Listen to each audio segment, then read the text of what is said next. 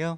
우리 더불어함께 교회 가족 여러분, 그리고 양평교회 식구들도 오늘 예배를 같이 드리시는 걸로 알고 있습니다. 지금 아마 이제 이 설교 쪽으로 영상이 돌아왔을 것 같은데, 양평교회 식구들도 이렇게나마 또 뵙게 되어서 오랜만에 뵙게 되어서 반갑습니다.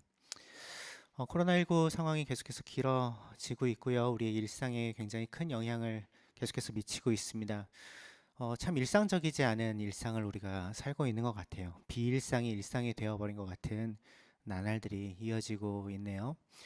오랫동안 마음껏 다니지도 못하고, 뭐 놀러 가고 싶은데 가지도 못하고, 뭐 해야 될 일도 어느 정도는 좀 제한을 받으면서 사실 조금씩 다 좀 무기력해지고 조금은 우울해지기도 하는 게 많은 분들이 느끼시는 그런 마음일 것 같아요. 이런 와중에 우리가 이번 한 주를 또 고난주간으로 보내게 됩니다. 오늘이 종려주일, 예수님께서 예루살렘으로 입성하신 날을 기념하는 주일이고요. 그리고 이번 금요일이 성금요일, 예수님 십자가에 달리셨던 날, 그리고 다음 주일이 이제 부활절입니다. 예수님의 고난과 죽으심을 묵상하면서 보내는 일주일이죠. 그래서 지난 2000년 동안 기독교회가 지켜온 가장 중요한 절기입니다. 그래서 신앙생활 오래 하신 분들은 이 고난주간을 특별하게 보낸 기억들이 다 있으실 것 같아요. 뭐 금식을 하기도 하고요. 뭐 특별 새벽 기도에 참여하기도 하고요. 그리고 나에게 즐거움을 주는 것들로부터 이 한 주간은 조금 멀어지겠다 이렇게 결단하고 지키기도 하고요. 그렇게 고난 주간 동안 예수님이 당하신 고난, 고통에 대해서 묵상하면서 우리의 마음이 그분 앞에서 겸손해지고 그분이 우리를 위해서 하신 일이 얼마나 소중한지 다시 한번 되새기는 그런 시간들이 되었던 기억이 저에게도 있습니다. 벌써 5주째 미디어 예배가 이어지고 있는데요. 이런 상황이 우리에게 정말 중요한 질문을 계속해서 던지게 만드는 것 같아요. 그동안 미처 떠올리지 못했던 하지만 굉장히 본질에 해당하는 그런 질문들을 우리에게 계속 던지고 있는 것 같습니다. 예배란 무엇인가? 이런 질문들 말이죠. 교회란 무엇인가? 가정교회 모임도 이제 온라인으로 대부분 주로 모이시는 것으로 알고 있습니다. 그래서 온라인으로 주로 모이면서 가정교회 모임 또한 본질적인 질문에 대면하게 되는 것 같아요. 우리가 지난 19년 동안 모토로 구호로 외치면서 살았던 진실한 공동체. 우리는 정말 진실한 공동체인가? 함께 물리적으로 모이지 못해도 온라인을 통해서 모이더라도 우리는 진실해질 수 있는가? 서로의 삶에 얼만큼 개입해 들어갈 수 있는가? 진짜 그런 공동체를 우리가 이루어 가고 있는가? 라는 그런 본질적인 질문들을 대면하게 되는 것 같습니다. 그래서 이러한 익숙하지 않은 상황, 비일상적인 상황이 우리가 다시 한번 본질에 집중할 수 있도록 하는 그런 기회를 우리에게 주는 것은 아닌가라는 생각도 해보게 돼요. 그래서 이 고난주간을 시작하면서 그래서 우리가 이런 본질적인 질문을 좀 다시 한번 던질 필요가 있겠다라는 생각을 하게 되었습니다. 예수님이 당하신 고난을 묵상하는 것 굉장히 중요하고요. 예수님이 고통 겪으신 그것을 기억하는 것 너무 중요하지만 근데 그것에만 너무 집중하다 보면 오히려 더 중요한 질문을 놓칠 수도 있겠다는 생각을 좀 해보게 돼요. 사실은 어쩌면 조금은 좀 놓쳐왔던 것이 아닌가. 우리가 그동안 고난주간을 보내면서. 정말 중요한 질문은 따로 있는데 정말 물어야 될 질문을 묻지 않은 채 좀 부수적인 것들에 너무 집중하며 이 시간들을 보내왔던 것은 아닌가라는 생각을 좀 하게 됩니다. 우리가 이 고난주간에 던져야 될 진짜 중요한 질문은 이런 것들입니다. 십자가에 달리신 예수는 누구신가? 그때 예수님을 십자가에 달았던 이들은 어떤 이들인가? 혹시 그들의 그런 모습들이 내 안에 있지는 않은가? 이런 질문 말이죠. 그리고 마지막으로 지금 그 십자가 앞에서 나는 누구인가? 나는 그 십자가 앞에 어떤 존재로 설 건가? 그 십자가 앞에 나는 어떻게 반응할 건가? 근데 이런 질문들이 본질에 해당하는 질문일 수 있겠다라는 생각을 하게 됩니다. 그래서 오늘 우리가 마태복음의 십자가 사건 기사를 좀 같이 보기를 원해요. 그 마태복음에서 전하는 십자가 사건을 그 이야기를 우리가 같이 보면서 우리가 정말로 던져야 할 이 중요한 질문들을 던지고 또 그 답을 함께 찾아갈 수 있었으면 좋겠습니다. 마태복음 27장 22절부터 43절까지 한 두 절 정도 제가 빼놓기는 했지만 강의 안에 있는 대로 함께 한 목소리를 읽도록 하겠습니다. 시작. 그때에 빌라도가 그들에게 말하였다. 그러면 그리스도라고 하는 예수는 나더러 어떻게 하라는 거요? 그들이 모두 말하였다. 그를 십자가에 못 박으시오. 빌라도가 말하였다. 정말 이 사람이 무슨 나쁜 일을 하였소? 사람들이 더욱 큰 소리로 외쳤다. 십자가에 못 박으시오. 빌라도는 자기로서는 어찌할 도리가 없다는 것과 또 밀란이 일어나는 것을 보고 물을 가져다가 무리 앞에서 손을 씻고 말하였다. 나는 이 사람의 피에 대하여 책임이 없으니 여러분이 알아서 하시오. 그러자 온 백성이 대답하였다. 그 사람의 피를 우리와 우리 자손에게 돌리시오. 그래서 빌라도는 그들에게 바라바는 놓아주고 예수는 채찍질한 뒤에 십자가에 처형하라고 넘겨주었다. 총독의 병사들이 예수를 총독 관저로 끌고 들어가서 온 부대를 다 그의 앞에 불러 모았다. 그리고 예수의 옷을 벗기고 주홍색 걸침옷을 걸치게 한 다음에 가시로 면류관을 엮어 그의 머리에 씌우고 그의 오른손에 갈대를 들게 하였다. 그리고 그분 앞에 무릎을 꿇고 유대인의 왕 만세 하고 말하면서 그를 희롱하였다. 또 그들은 그에게 침을 뱉고 갈대를 빼앗아서 머리를 쳤다.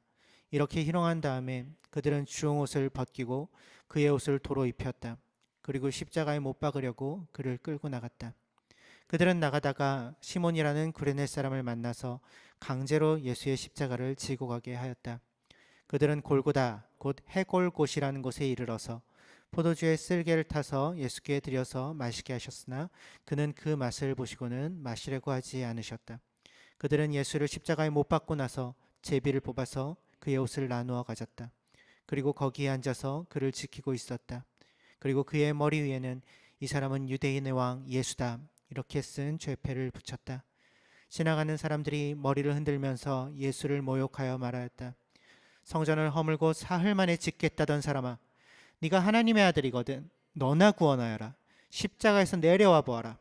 그와 같이 대제사장들도 율법학자들과 장로들과 함께 조롱하면서 말하였다. 그가 남은 구원하였으나 자기는 구원하지 못하는가 보다. 그가 이스라엘 왕이시니 지금 십자가에서 내려오시라지. 그러면 우리가 그를 믿을 터인데. 그가 하나님을 의지하였으니 하나님이 원하시면 이제 그를 구원하시라지. 그가 말하기를 나는 하나님의 아들이다 하였으니 말이다.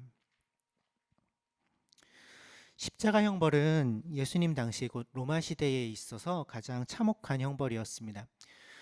반란 노예들이나 아니면 반역자들에게 주로 내려지는 가장 비천한 형벌이기도 했습니다.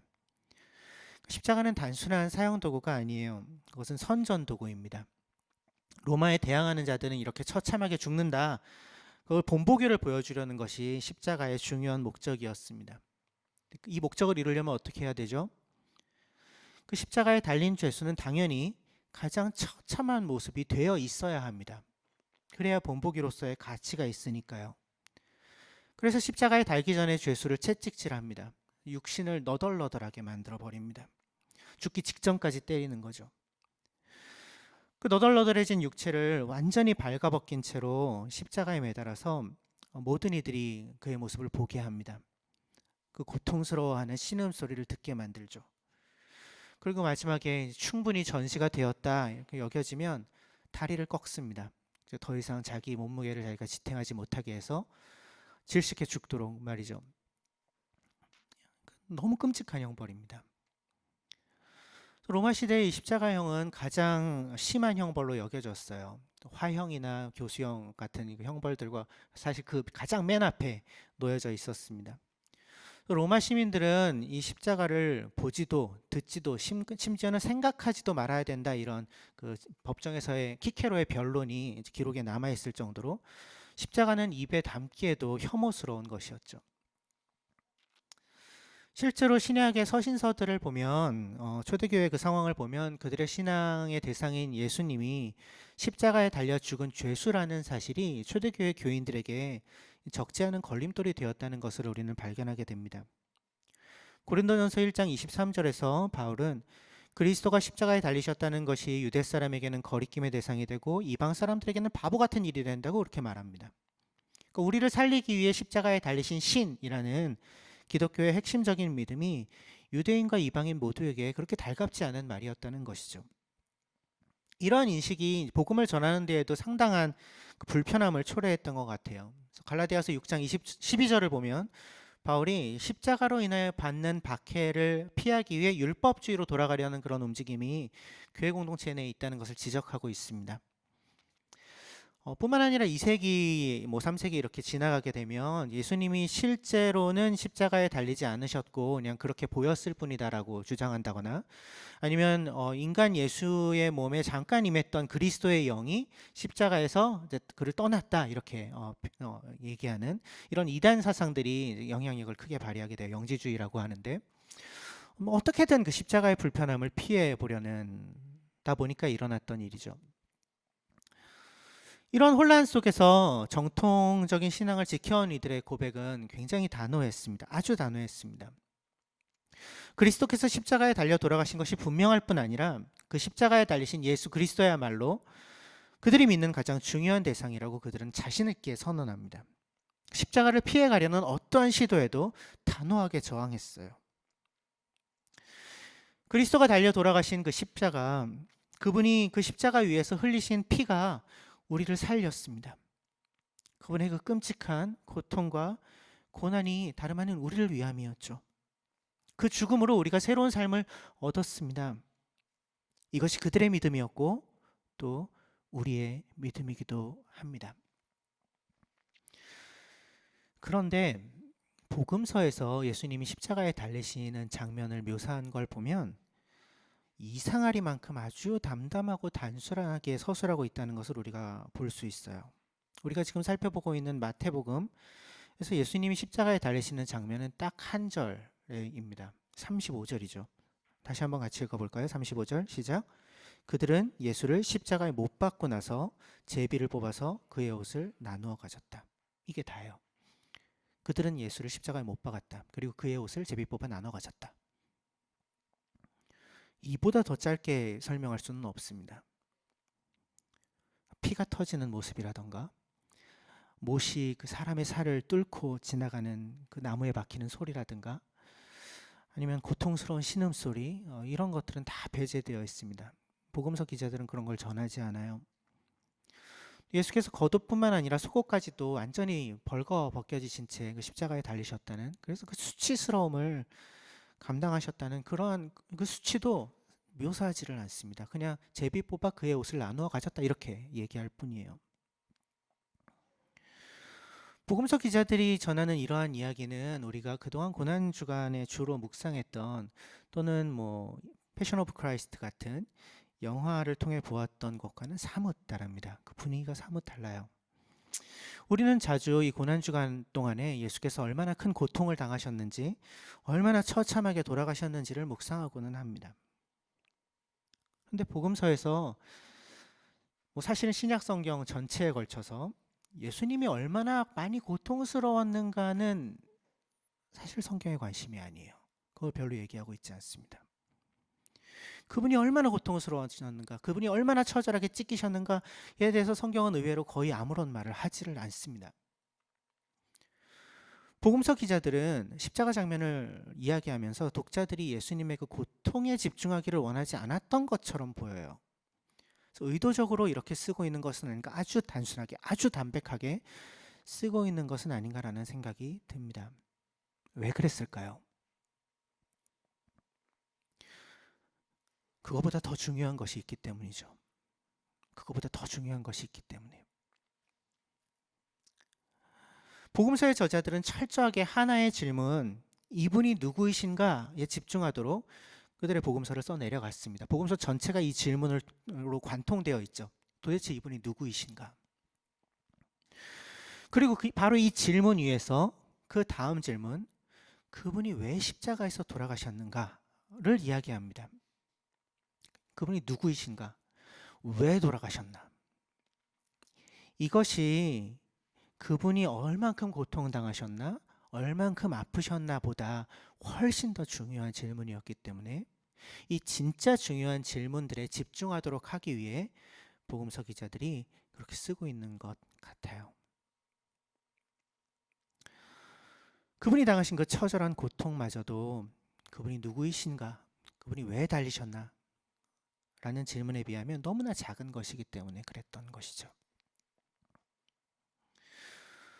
우리 역시 고난주간에 그리스도를 묵상하면서, 그 십자가를 묵상하면서 그분의 고통과 고난에만 집중하다 보면 어느새 우리 의도와는 상관없이 더 중요한 건, 더 핵심적인 질문들을 놓칠 수도 있겠다는, 사실은 어쩌면 좀 놓쳐왔을지도 모르겠다는 그런 생각을 하게 됩니다. 정말 중요한 건 뭐라고요? 그분이 누구이신가? 왜? 무슨 이유로 십자가에 달리셨는가?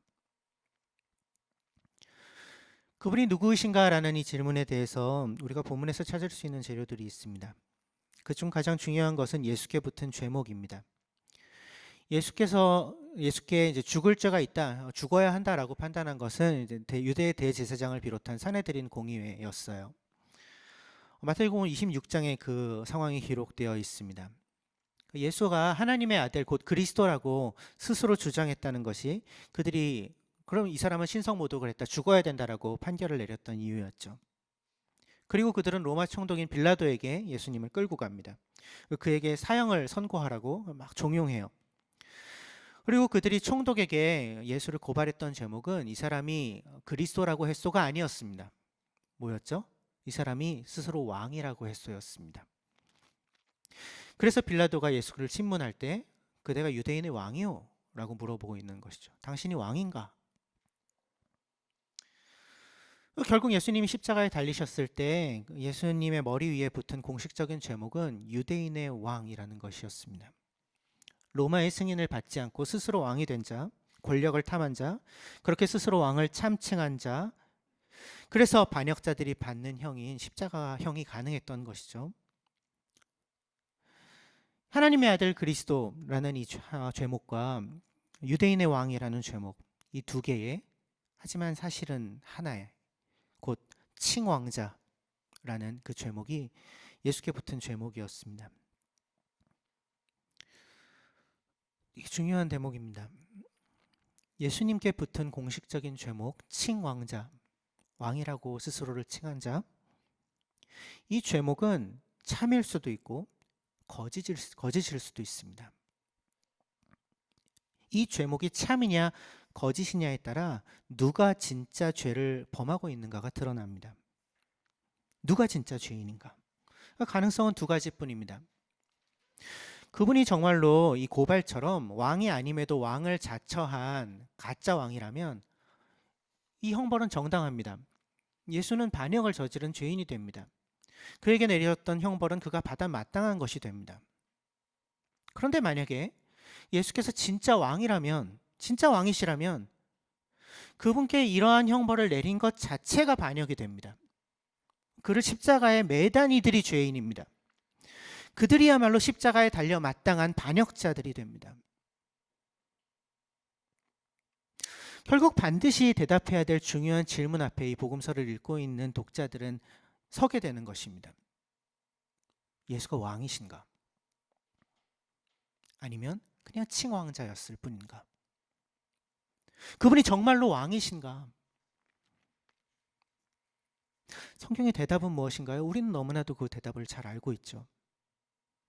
그리스도, 곧 메시아로 오신 분, 그렇게 이스라엘뿐 아니라 온 세상에 왕이 되셔야 마땅하신 분, 예수께서는 그런 분이시다, 예수께서는 왕이시다라고 성경은 분명하게 이야기하고 있습니다. 이 똑같은 질문에 대한 우리의 대답은 무엇인가요? 나의 대답은 무엇인가요? 예수님의 십자가 위에 달렸던 그 명패, 칭왕자라는 그 명패는 지금 우리에게도 그 질문을 던지고 있습니다. 예수가 왕이신가? 결국 마지막에 남는 질문은 이것입니다. 예수가 나의 왕이신가? 내가 그를 왕으로 여기지 않는다면, 내가 그를 왕으로 섬기지 않는다면 적어도 그는 나에게는 왕이 될 수 없겠죠. 나에게는 칭왕자일 뿐이겠죠. 만약 그분이 지금 나에게 허울 뿐인, 따를 필요 없는, 그분 앞에 엎드려서 경배하지 않는 그런 가짜 왕이라면, 우리가 그분을 그렇게 대한다면 우리는 그분을 다시 한번 칭왕자로 만들고 있는 것입니다. 결과적으로 그분을 다시 한번 정죄받는 자리로, 죄인으로 정죄받는 자리로 내모는 것입니다. 그분을 다시 한번 십자가에 못 박는 것입니다. 크게 다르지 않습니다. 그런데 그분이 정말로 나의 왕이라면, 내가 정말 그것을 믿고 살고 있다면, 그분 앞에 진심으로 경배하고 있다면 지금 왕께서 십자가에 달리신 것입니다. 나의 왕께서 온갖 불의와 거짓의 결과물로 그 처참한 죽음을 당하신 것입니다. 왜? 나를 살리시기 위해.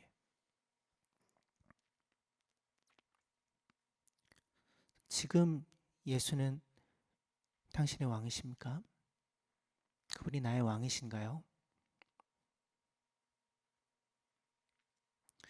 이 질문에 대답하기 전에 먼저 그때 그분을 십자가에 매달았던 이들의 면면을 좀 살펴볼 필요가 있습니다.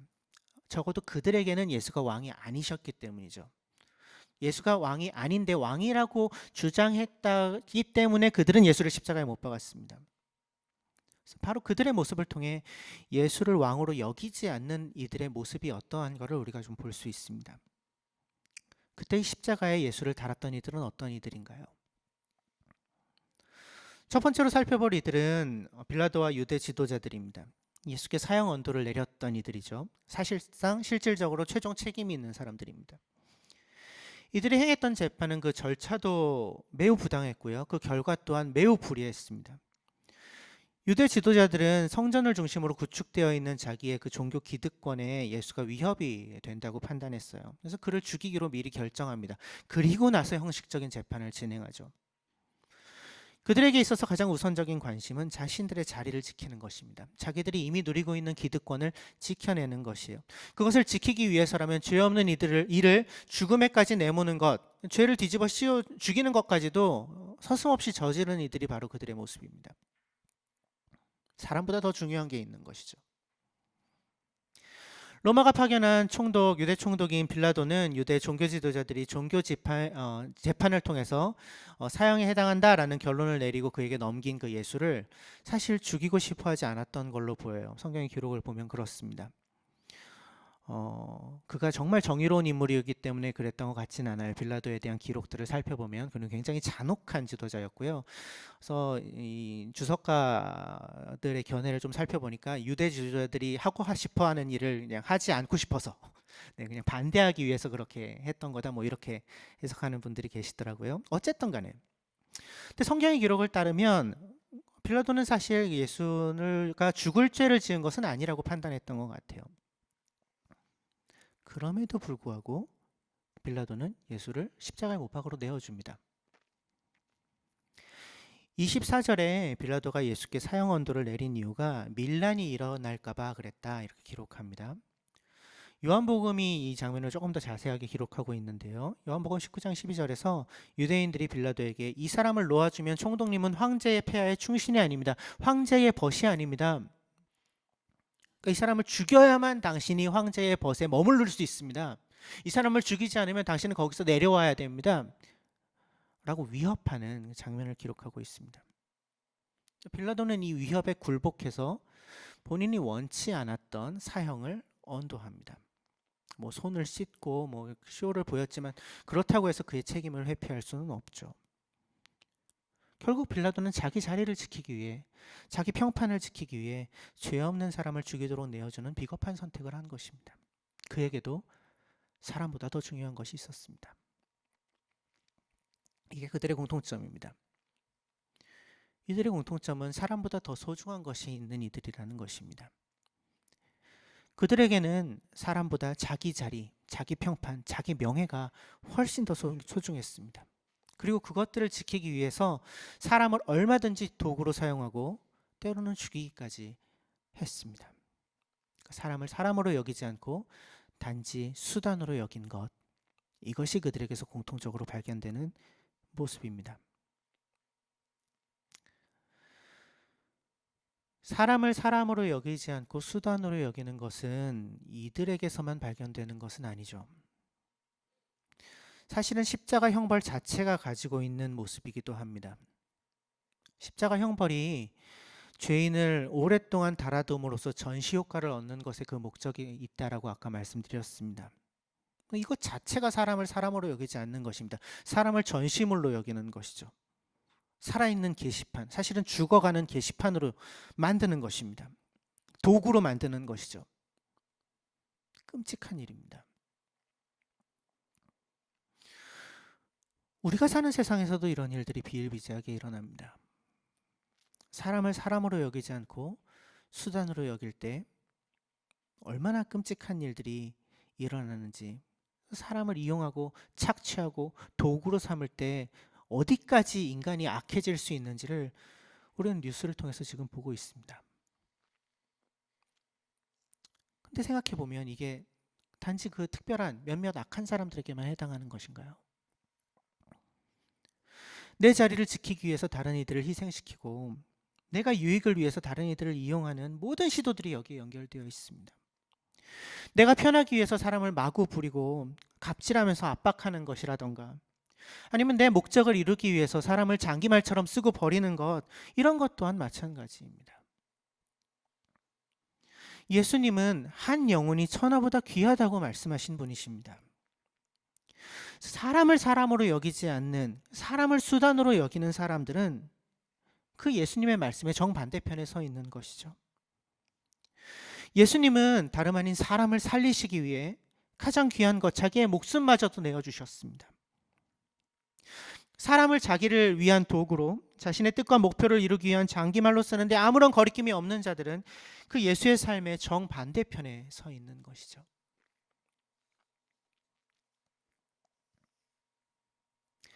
예수님을 십자가에 매단 두 번째 사람들은 로마 군인들입니다. 27절에서 온 부대를 다 그의 앞에 모았다, 이렇게 해요. 그러니까 사열을 흉내내는 것입니다. 왕 앞에서 이 사열이요. 그 28절 주홍색 걸침옷을 걸쳐줘, 토가를 걸쳐준 거예요. 왕의 옷입니다. 가시면류관을 씌우고 왕관을 씌운 거죠. 갈대를 들리고 왕호를 대신합니다. 왕의 복장을 코스프레합니다.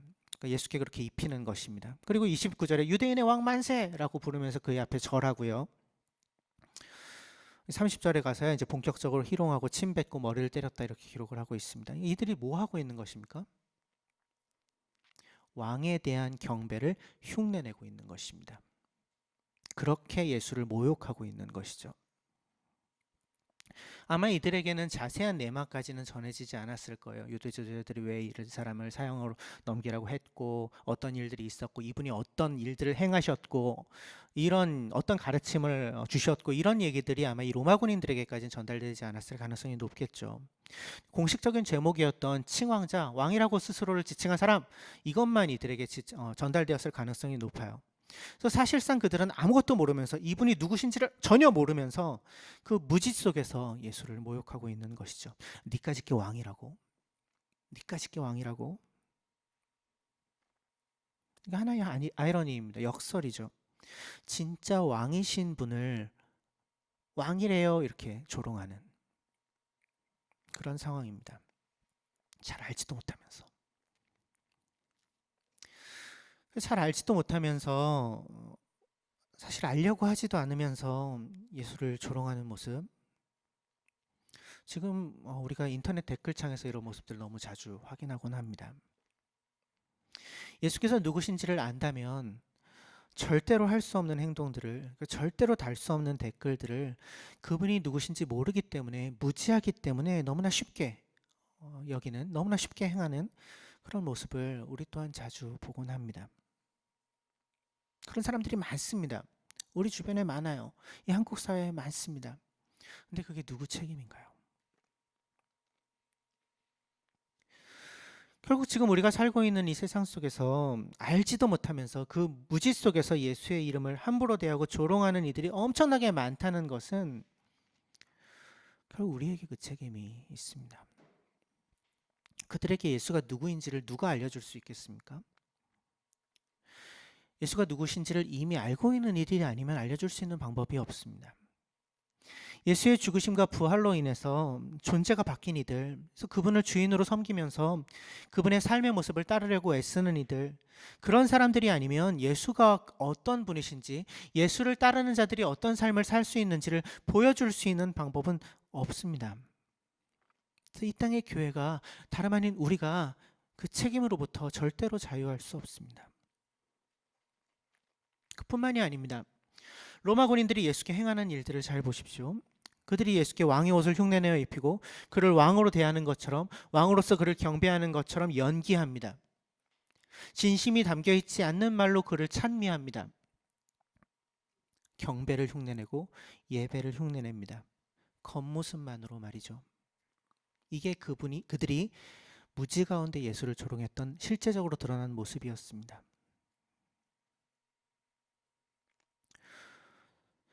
예수를 왕이라고, 당신이 왕이십니다라고 입으로 말하지만 그것을 믿지 않을 때,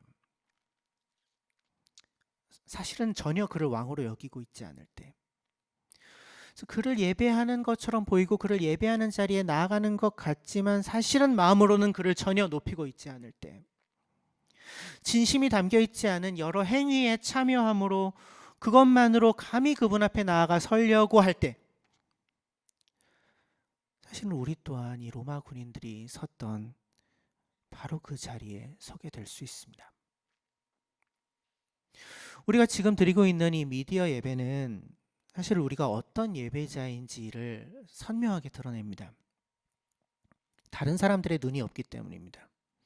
누가 예배드리고 있는 나의 모습을 지켜보고 있지 않기 때문입니다.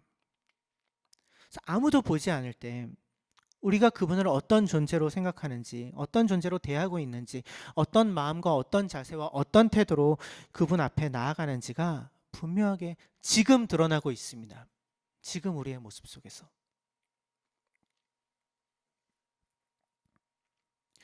정말 그분이 나에게 어떤 분이신가요? 그분이 정말 나의 왕이십니까? 그것을 정말로 알고 있습니까? 그것을 정말로 믿고 계십니까? 그렇다면 그 진심이 반드시 우리의 예배 가운데서 우리의 진실된 자세와 태도로 드러날 것입니다.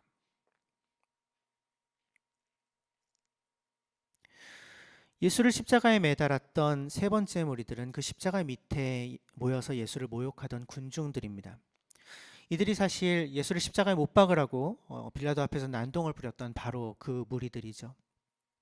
이들이 십자가 밑에서 예수를 조롱합니다. 너나 구원하라지. 하나님이 그를 구원하시라지.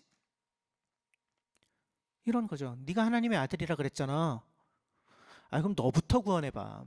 너나 구원해봐. 십자가에서 내려와봐. 그거 못하면 무슨 하나님의 아들이야. 그래서 자신을 구원하지 않는다면, 십자가에서 내려오지 않는다면 하나님의 아들이 아니라는 겁니다. 왕일 수 없다는 것입니다. 이게 그들이 가지고 있는 생각이에요. 철저하게 세상적인 방식이죠. 힘이 있다면, 능력이 있다면 그것을 보여주고 그것을 쓰는 게 마땅하다. 그것이 상식이다. 라는 생각입니다. 하나님이 원하시면 그를 구원하실 거야. 그가 하나님 아들이라고 했잖아. 라고 이야기합니다. 하나님이 그를 구하시지 않는 걸 보니 그는 하나님의 아들이 아니라는 겁니다. 하나님조차도 자신들의 생각, 자신들의 기준, 자신들의 방식으로 움직여야 마땅하다고 그들은 여기고 있는 것이죠. 이들은 세상의 방식에 너무나 익숙한 이들입니다. 하나님을 안다고 하지만 사실은 철저하게 세상 방식을 따르고 살면서 하나님조차도 자기들에게 익숙한 바로 그 방식에 따라 움직이기를 기대하고 있는 이들. 하나님이 자신의 뜻과 기준대로 움직이셔야 된다고, 그렇게 하지 않으시면 하나님이 아니라고, 하나님일 수 없다고 생각하는 이들이 바로 이 사람들입니다. 능력과 힘을 보여줌으로 압도하는 것, 힘으로 아무 말 못하게 찍어 누르는 것, 그래서 보는 사람들의 입을 다물게 만드는 것, 이게 그들이 생각하는 상식에 맞는 것이니까요. 세상의 방식이죠. 사람들의 생각에 부합하는 방식이죠. 그런데 예수께서 십자가에서 내려오시지 않으셨다는 것이 그가 왕이신 것을 부정하나요? 하나님이 십자가에서 그를 구하지 않으신 것이 그가 하나님의 아들이셨음을 부인하나요? 전혀 그렇지 않습니다. 우리는 그것을 알고 있죠. 예수께서는 십자가에 내려오시지 않으심으로써 자신이 왕이시라는 것을 가장 선명하게 드러내셨습니다. 하나님은 예수를 그 십자가에서 구하지 않으심으로써 그 예수께서 당신의 아들이시라는 것을 가장 선명하게 드러내셨습니다. 하나님의 방식은 우리의 상식과는 다릅니다. 이 세상의 방식과는 전혀 다르죠. 예수님은 그 하나님의 방식이 어떤 것인가를 그분의 죽음으로 가장 강력하게 드러내고 계신 것이죠. 예수께서 십자가에서 내려오실 수 있었습니다. 능력이 있으셨어요. 그런데 그렇게 만약에 하셨다면 자신은 구할 수 있었을지 모르겠지만 인류의 죄의 문제를 해결하실 수는 없으셨을 겁니다. 그분이 십자가에서 정말로 내려왔다면 거기에 있던 이들은 그를 하나님의 아들로 믿고 추앙했을 것입니다. 아마 그랬을 것이에요. 하지만 거기서 끝이었겠죠. 더 놀라운 하나님의 구원 계획은 멈춰버리고 말았을 것입니다. 하나님의 방식은, 하나님의 계획은 우리가 감히 헤아릴 수 없는 거대한 것입니다. 그래서 그분은 때로는 우리가 보기에는 말도 안 되는 역설을 통해서 우리의 생각을 뛰어넘는 방식으로 이렇게 일하시고는 합니다. 낮아짐으로 영광을 취하시고, 죽음으로 승리를 취하시고, 모욕당함으로 진리를 드러내시는 그 비상식적인 우리의 생각을 뛰어넘는 하나님의 방식을 우리는 십자가에서 확인합니다.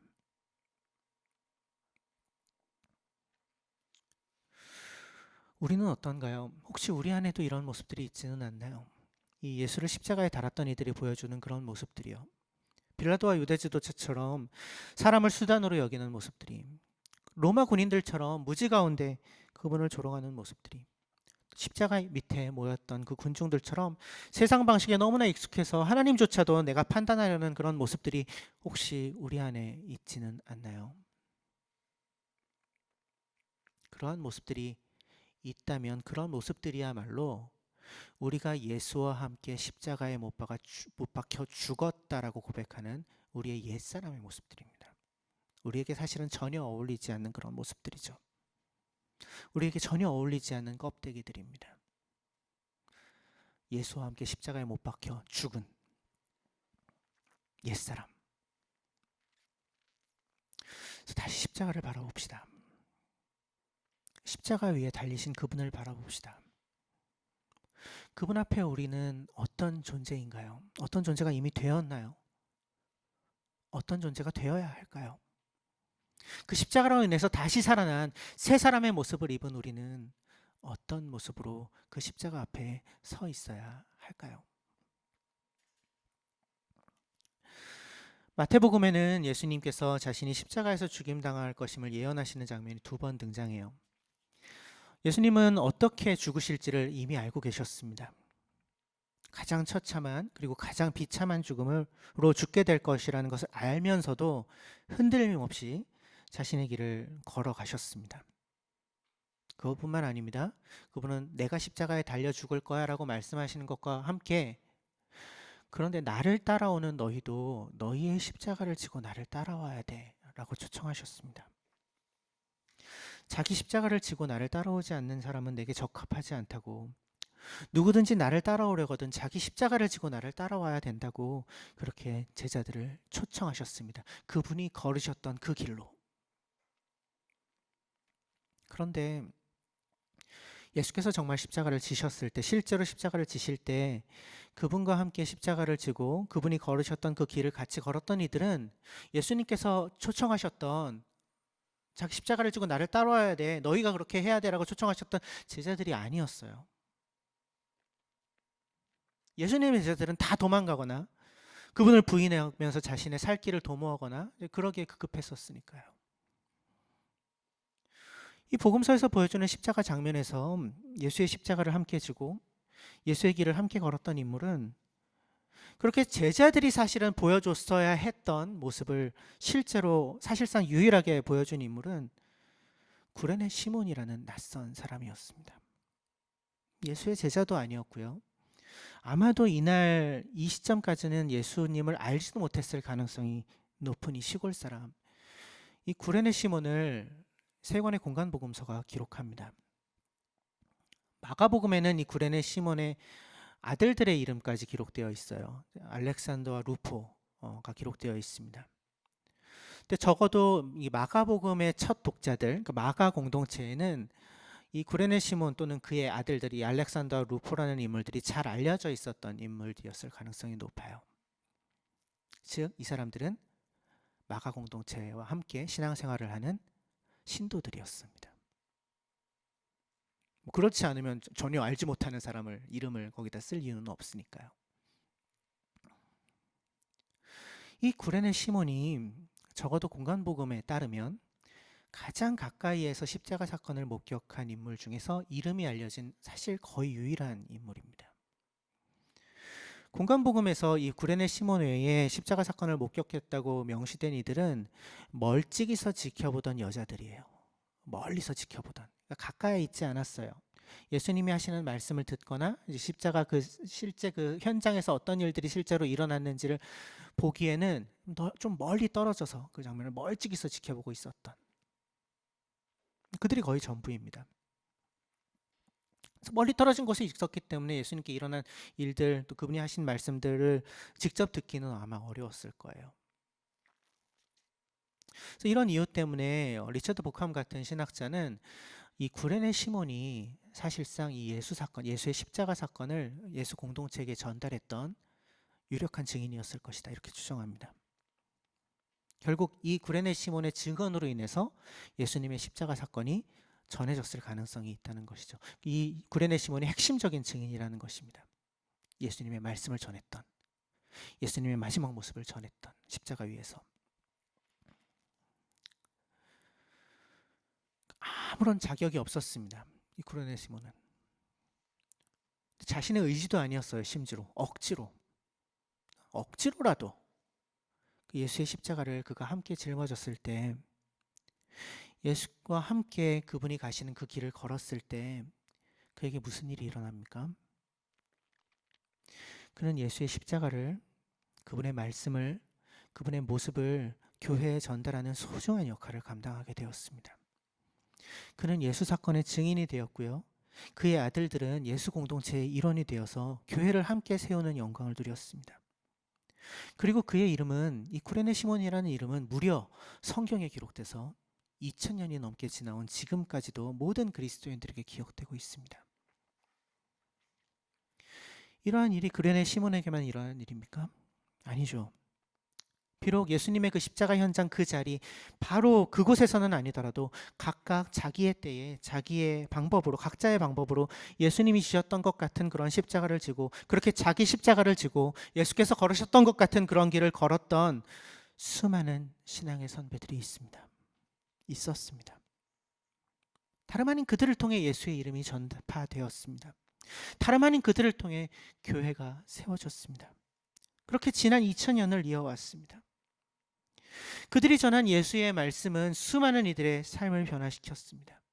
그들이 자신의 삶을 통해서 보여줬던 예수의 삶은 수많은 이들에게 내가 어떻게 살아야 되는지, 내가 어떤 존재인지 그 존재의 목적과 이유를 제시해 주었습니다. 그렇게 그들은, 우리의 그 신앙의 선배들은 거대한 하나님 나라 역사의 물결 속에서 각각 한 방울씩의 물방울이 되어서 그 도도한 흐름을 지탱해 왔습니다. 예수와 함께 십자가를 지고 그와 함께 그 길을 걸었던 이들이요. 그리고 그 도도한 하나님 나라의 물결은 지금 우리 앞에 도달해 있습니다.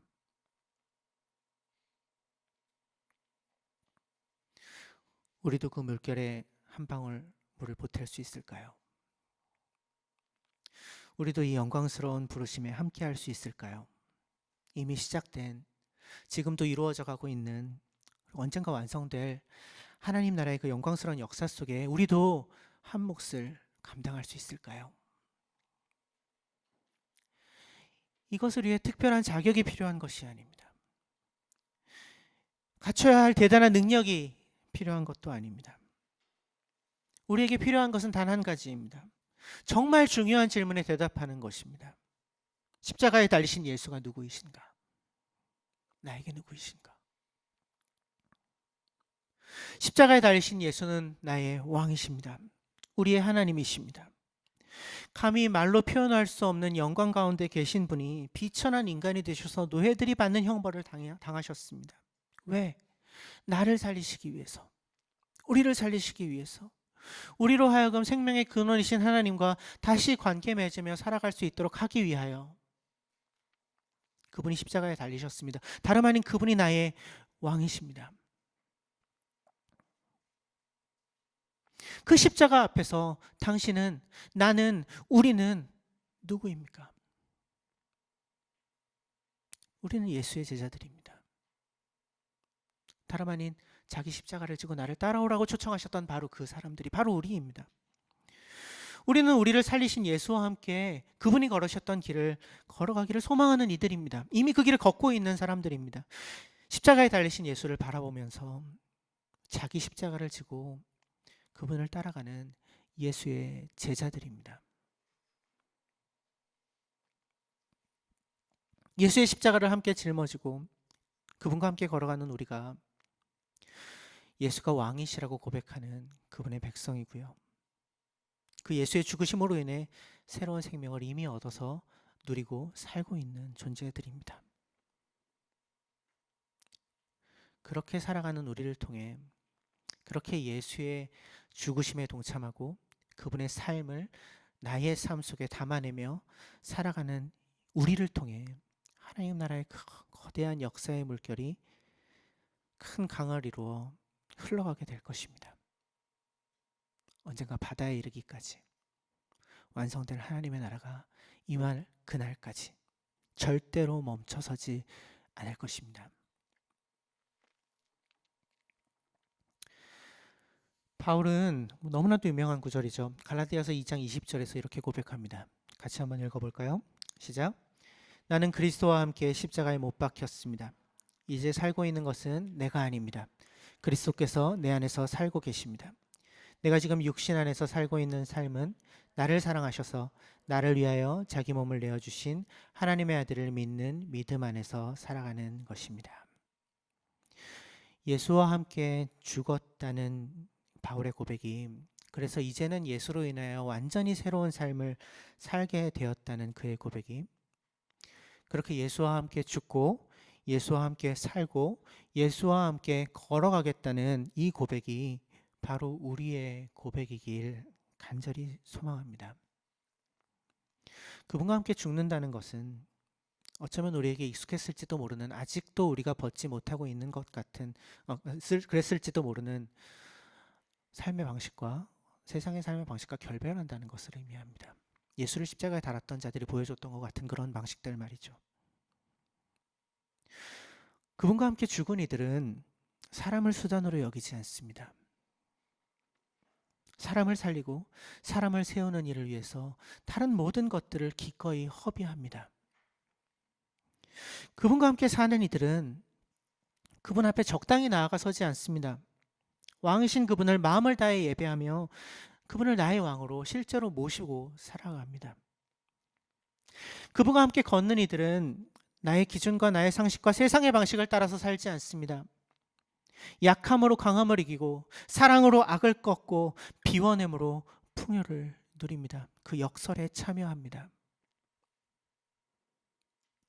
오늘부터 시작되는 이 고난주간이 한 주간 동안 우리가 예수의 십자가를 눈을 들어 바라보았으면 좋겠습니다.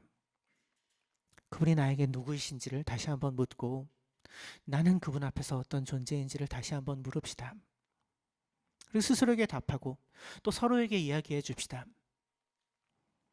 그렇게 우리가 이 한 주를 보내길 간절히 소망합니다. 그 십자가로 인해 우리에게 일어난 일이 나에게 일어난 일이 그 어느 때보다 더 선명하게 우리의 삶의 모습들을 통해서 드러나는 그런 한 주가 되기를. 그래서 이 고난 주간이 정말 진짜 중요한 의미로 우리의 존재 속에 드러나는 그렇게 자기 십자가를 지고 예수를 따라 걸으며 오늘을 함께 살아가는 우리가 되길 간절히 소망합니다. 같이 1분 동안 침묵하는 시간 가지겠습니다.